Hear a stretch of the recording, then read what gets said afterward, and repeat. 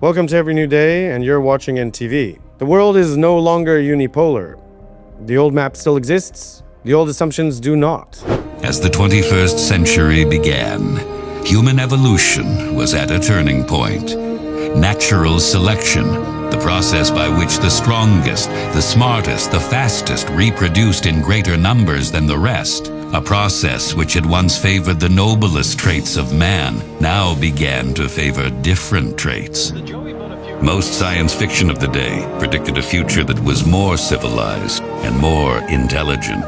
But as time went on, things seemed to be heading in the opposite direction, a dumbing down. How did this happen? Evolution does not necessarily reward intelligence. With no natural predators to thin the herd, it began to simply reward those who reproduced the most. The United States is still the largest military power. China is still the main systemic challenger.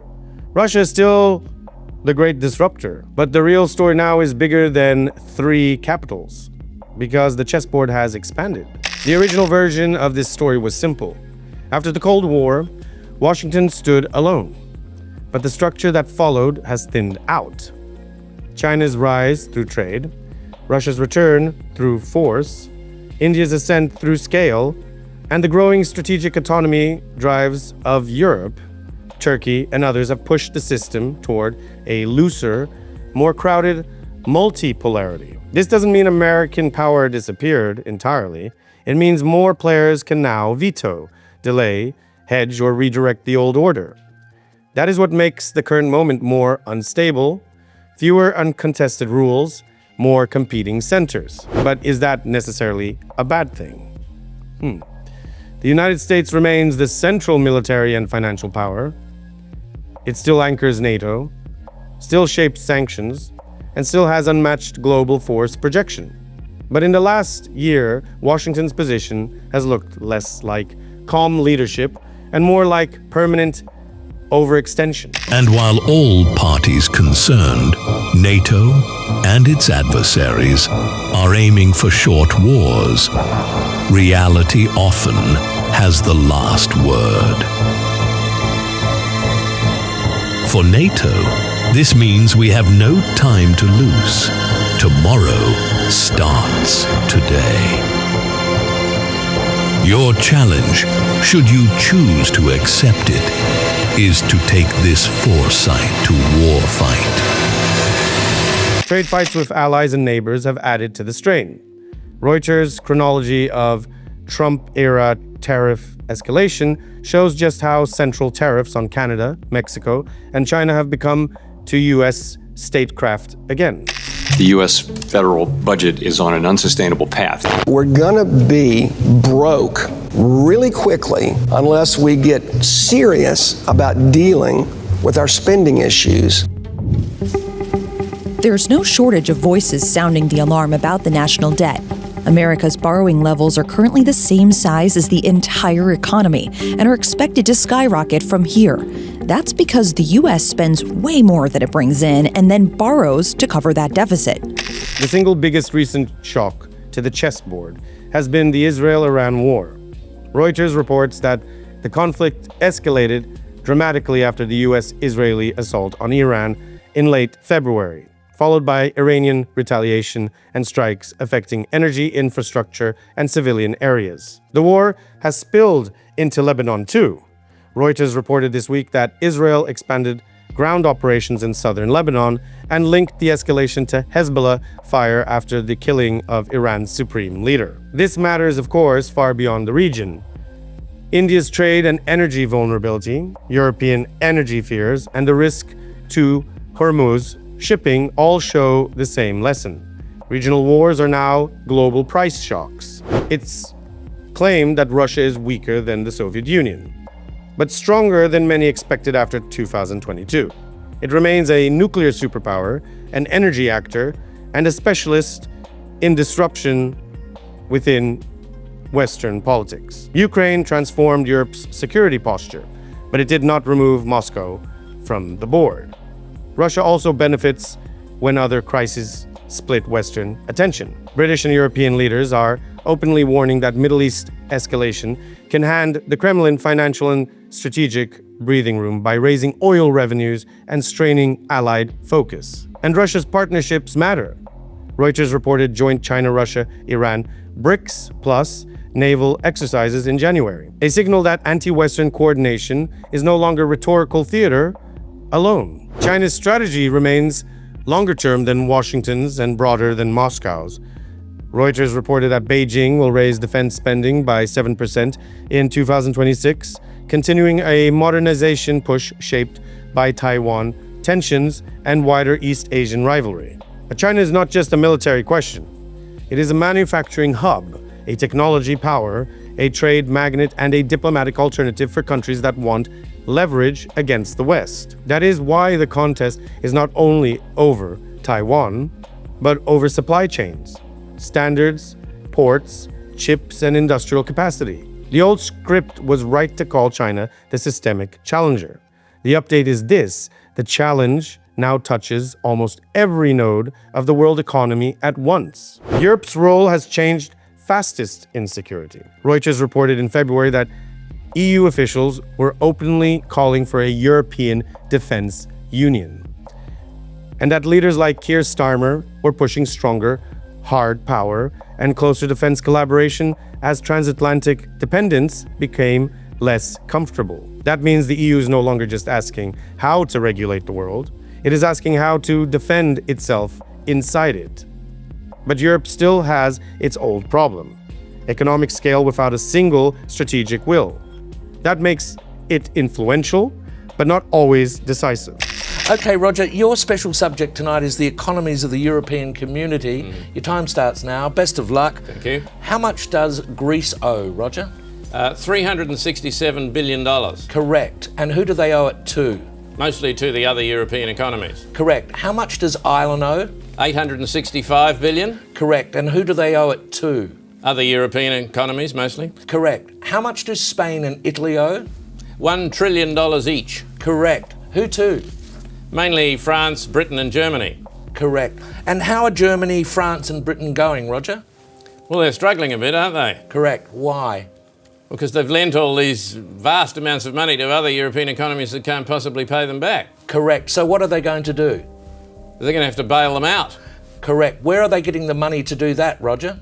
That's a good question. I don't know the answer to that one. How much does Portugal owe? Hang on a minute. What was the answer to that earlier question? Just keep answering the questions, Roger. Where is Portugal going to get the money it owes to Germany if Germany can't get back the money that it lent to Italy? Just a minute. What was the answer to the previous question? The question was, how can broke economies lend money to other broke economies who haven't got any money because they can't pay back the money the broke economy lent to the other broke economy and shouldn't have lent it to them in the first place because the broke economy can't pay it back? You're wasting very valuable time, Roger. How much money? India is becoming harder to categorize. Reuters reports show New Delhi balancing Russian oil, US trade, Chinese investment constraints, and new industrial incentives all at once. It is buying time, building leverage, and trying to become indispensable to everyone without becoming subordinate to anyone. Japan, meanwhile, continues its historic defense shift. Reuters has documented Tokyo's biggest military buildup since World War II, driven by China, Taiwan tensions, and a more dangerous regional environment. If China is the challenger, then India and Japan are two of the key balancing weights in Asia.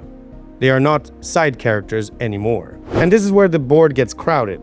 Turkey still plays multiple games at once: NATO member, regional military actor, and an indispensable broker between Europe, Russia, and the Middle East. Reuters reported last year that Ankara was still deeply involved in shaping post-war security arrangements in Syria while keeping its broader balancing strategy intact. Brazil is increasingly a global South convening power. Reuters has highlighted Lula's push to mobilize sustainable investment, use forums like BRICS and COP30, and keep Brazil visible as both a climate and diplomatic player. Brazil has also reacted sharply to military pressure around Venezuela, showing how South America is very much back on the board. Mexico matters because the US can't redesign North American trade or migration politics without it.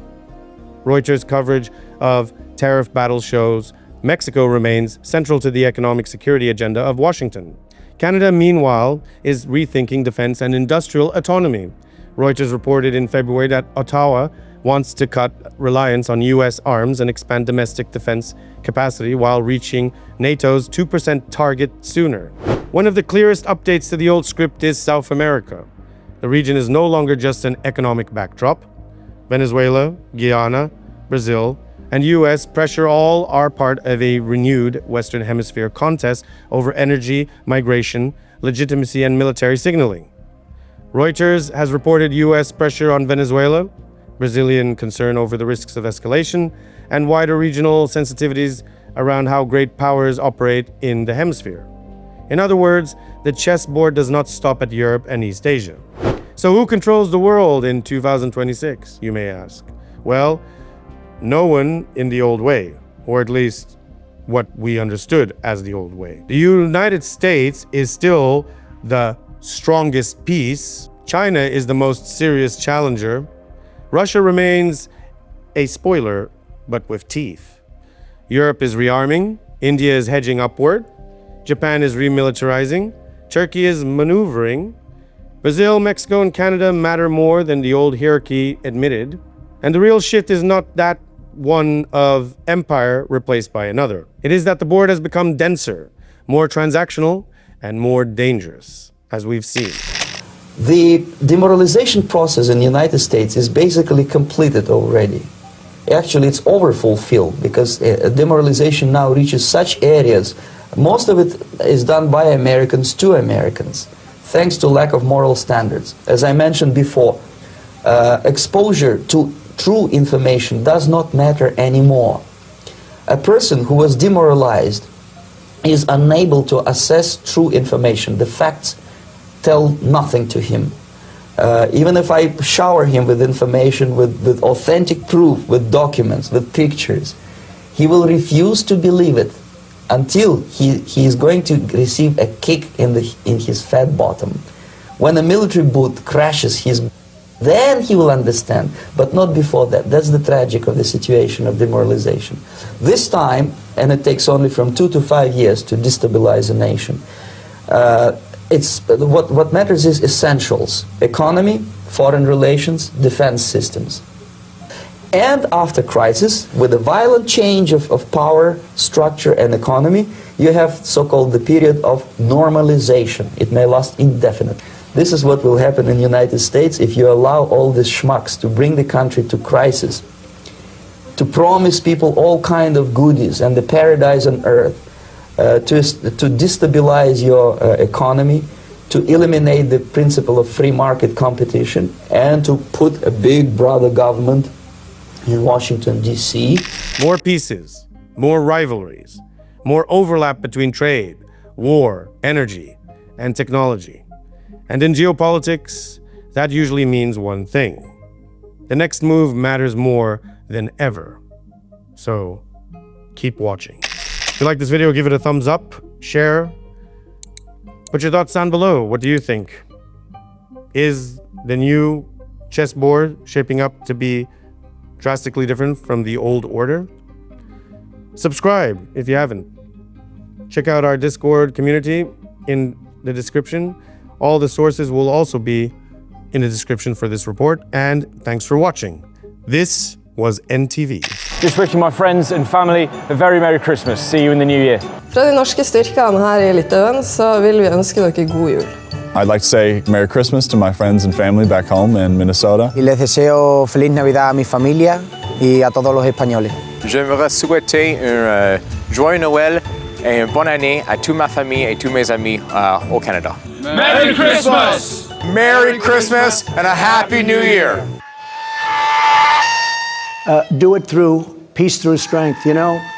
With people with hundreds of nuclear weapons, it's not a bad thing. You know, they want to make it like a bad thing. It's a very good thing. But peace through strength.